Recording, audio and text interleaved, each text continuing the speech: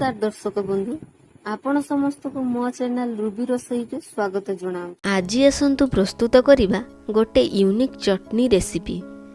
आपण माने विभिन्न प्रकार चटनी खाइथिबे किंतु जुआनी पत्रर चटनी केबे खाइचंती कि?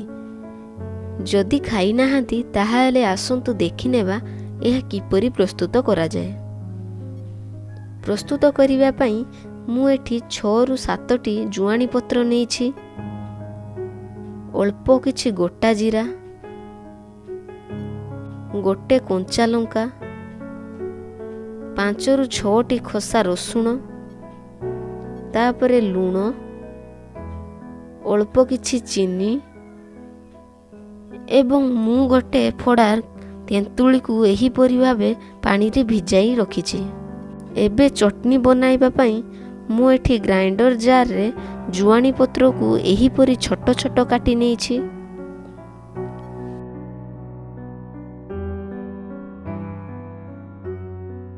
तापरे सेथिरे समस्त मसला को पकाइबा। मु एठी रसुण, कंचा लंका, हाफ टी स्पून गोटा जीरा,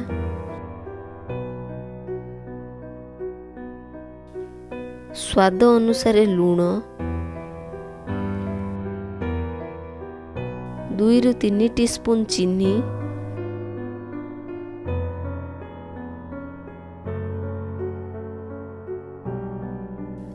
एवं पूर्वरु भिजाई रखिथिबा तेंतुलीर मंड को पकाइली।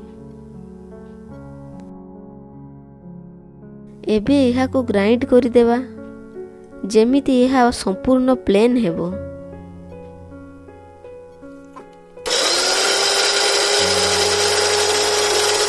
एठी देबे ग्राइंडिंग होई गला। एठी देखंतु चटनी भल भाबरे प्लेन होईछि। ताहा को गोटे पात्र को बाहर करिनेबा। जुआनी पत्रर चटनी खाइबा पई बहुत टेस्टी होई थाए एवं हेल्दी मध्य होई थाए। एबे हमर प्रस्तुत होई गला जुआनी पत्र चटनी।